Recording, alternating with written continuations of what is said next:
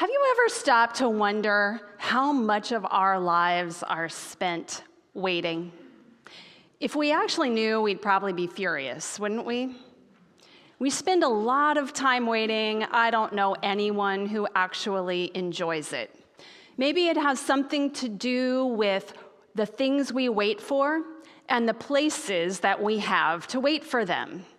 We wait in incredible traffic with incredible anxiety that we won't arrive at our destination on time. We wait at places like the DMV, even when we've made an appointment, and we find ourselves a little frustrated that the system doesn't seem to work. We wait in checkout lines to get our stuff, and we find ourselves bored. We wait in hospitals. We find ourselves afraid. If we are lucky enough to get on the phone with one of those lovely automated choice systems, right? We wait until we finally say, press 1, because I'm going to poke out my own eye if I hear any more choices. We wait, and most of us are not good at it. But really good things happen when we wait. We wait on every major milestone, important event in our lives. We wait on the graduations. We wait on the weddings. We wait on the birth of our first child, the birth of our first grandchild. We wait on good meals. We wait on incredible vacations. And we wait with this delicious experience we call anticipation. Is there anything better than anticipating something good? Sometimes what I can concoct in my own mind as I wait on something good is just as good as the actual experience. Anticipation is incredible. And often we have a lot to prepare for those really big, important events we wait for. And if we don't do it, things aren't right. If we don't prepare and wait for the birth of a child, they can arrive and they can make it, but they're not quite as ready to thrive and be fully, vitally, healthfully alive. If we don't wait on the meal to get cooked, it's not delicious, it's dangerous. If we don't wait and prepare for the vacation, we might still get there, but we don't have everything we need when we arrive. Some things we have to wait and prepare for. Our culture does not like waiting. Our culture tells us to go out and get what you want right when you want it. God, on the other hand, seems to have no problem with waiting. God is deeply invested in the long game. The Apostle Paul told us that last week, right? He said, we wait and we hope for what we don't see, but we trust that God is in the process of redeeming the entire creation. We just can't see it all yet. Today, Paul says that as we hope and as we wait for all that we don't see, we rejoice in it. We rejoice in the waiting. And we're patient, not just as we wait in the grocery store line. He tells us to be patient when life is really hard, when we are afflicted and challenged, and to even go so far as to bless others in our own discomfort, even those who may be trying to make our lives a little bit challenging. And then he says, as far as it is up to us, live in peace, live in peace. He's not just saying make sure you don't leave church and decide to run somebody over for taking your parking spot at Trader Joe's. He's saying live in peace with life as it is, a work forever in progress. Learn to live in peace with yourself as you are, even as you trust God is making you better someday. Live in peace with others. Live in peace with the world on the world's terms.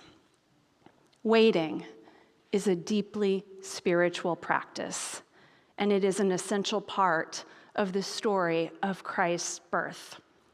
Our journey to Bethlehem today takes us to Jerusalem, to the incredible temple that was the center of Israel's life, the center of faith when Jesus was born. It takes us to the story of Zechariah, John the Baptist's father, and John the Baptist's mother, Elizabeth.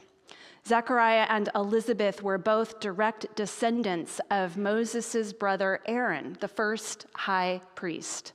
And this particular story that we hear occurs in a time, a high holy festival. There would have been 4 of them during the time of Jesus' life.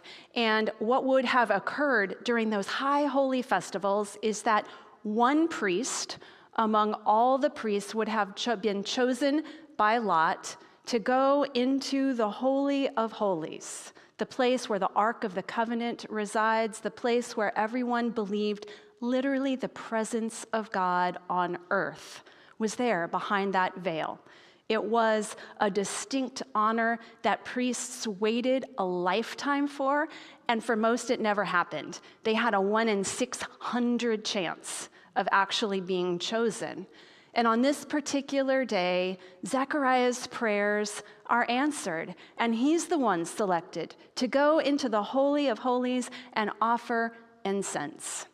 He is a man who knows a lot about waiting with unanswered prayer, because he and Elizabeth have never had the blessing of having a child.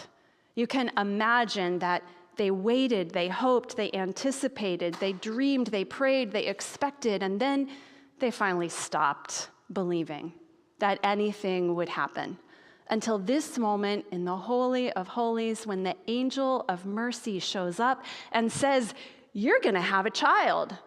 And it's not just going to be any child. This will be John the Baptist, the forerunner, the one who prepares hearts for the long-awaited Messiah." It's a moment of complete fulfillment, of dreams fulfilled and prayers answered. But that moment of fulfillment almost immediately gives way to more waiting, because Zechariah doesn't immediately believe. He decides to ask a question or two, which makes the angel of the Lord a little bit upset. And he says, "You're going to wait 9 months to get your voice back." Back to waiting. You're going to wait 9 months to see your child be born. And even then, you're going to wait years to see that child reach adulthood and fulfill the mission that we've set before him. And even then, he's not the Messiah. He's the forerunner. He's just the one who prepares the way. So more waiting. And we don't know if Zechariah even lived to see any of those things occur. Fulfillment and waiting on fulfillment are forever intertwined in our lives, aren't they? It's just how life is. Jerusalem is the place of waiting, the place of learning how to wait with patience, with hope, with expectation, with faith. Jerusalem is at the heart of 3 of our world's major religious traditions. And this glorious temple in which Zechariah found his own hopes and prayers answered still exists today. It's in a different form, but it exists in the very same place, the very same plot of land. It's called the foundation stone. That's pretty powerful, isn't it? The foundation stone for 3 major world religions. The Dome of the Rock, the place where so many prayers have been answered. The place where faithful Jews from all over the world go to pray. The place where Muslims go to remember that on the night in which Muhammad had the vision that founded their entire faith, the angel of the Lord transported him to the Temple Mount.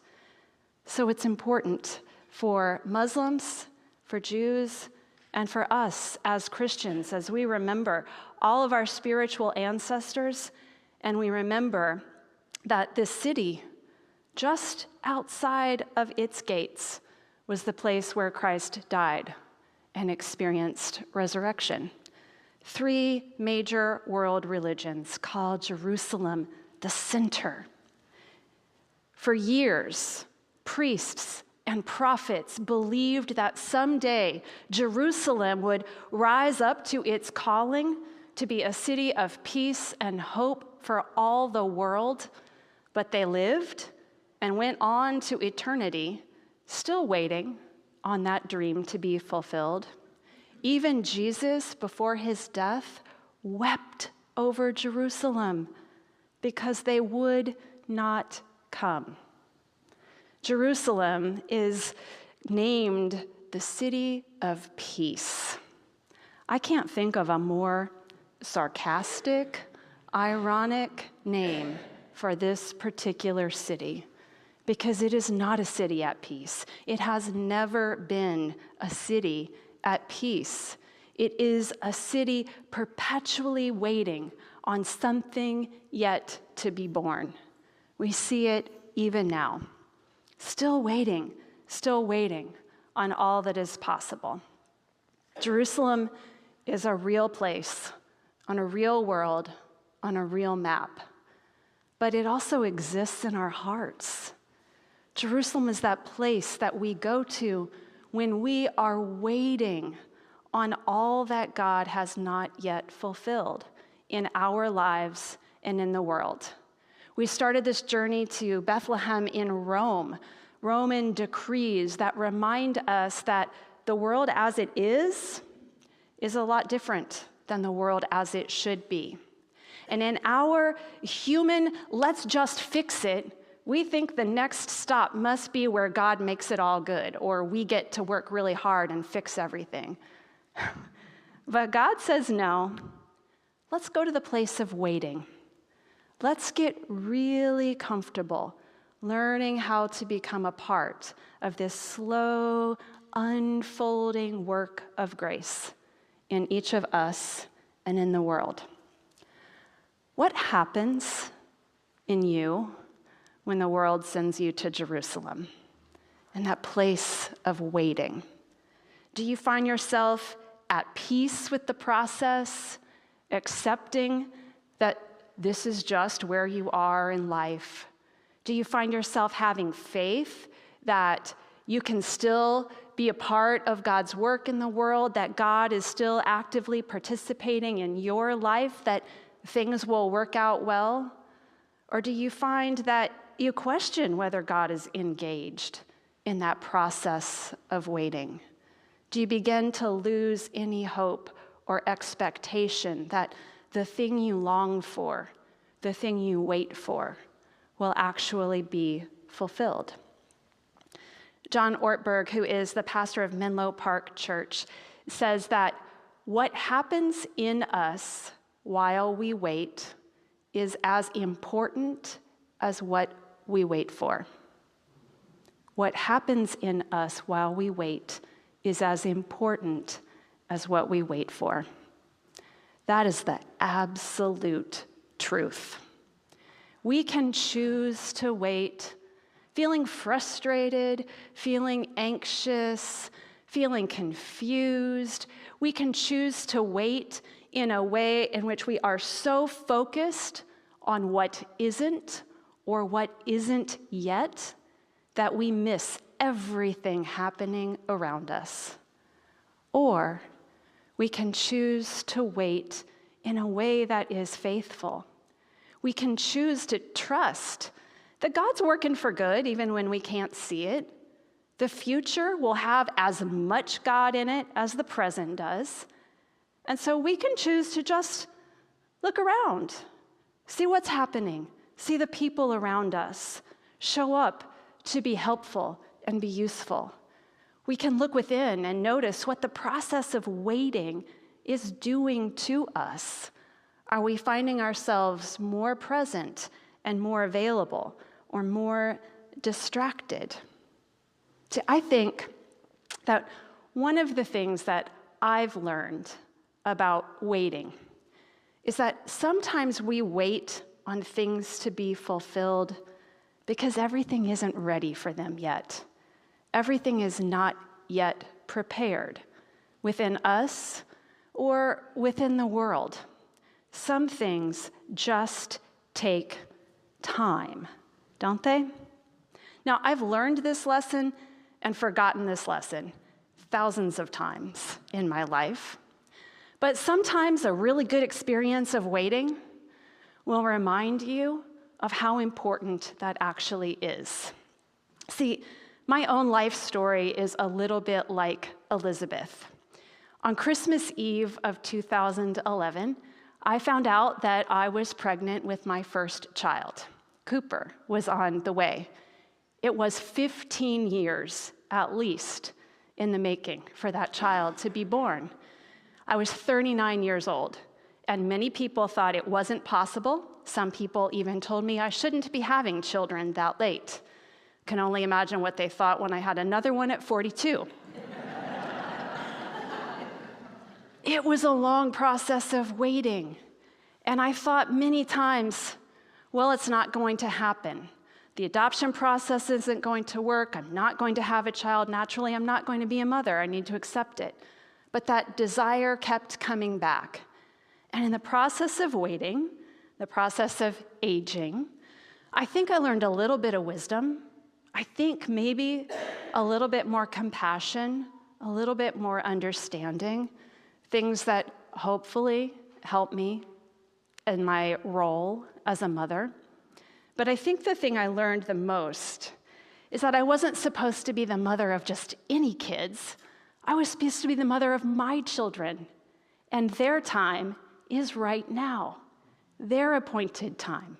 I was waiting because all things were not yet ready for them. Some things come in the fullness of time.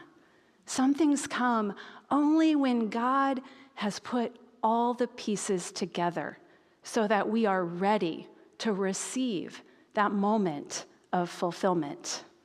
The scriptures tell us that Christ was born in the fullness of time. That's a phrase that means when everything was prepared for him, when the time was right for Christ's birth. Things had to happen in order for Christ to be born.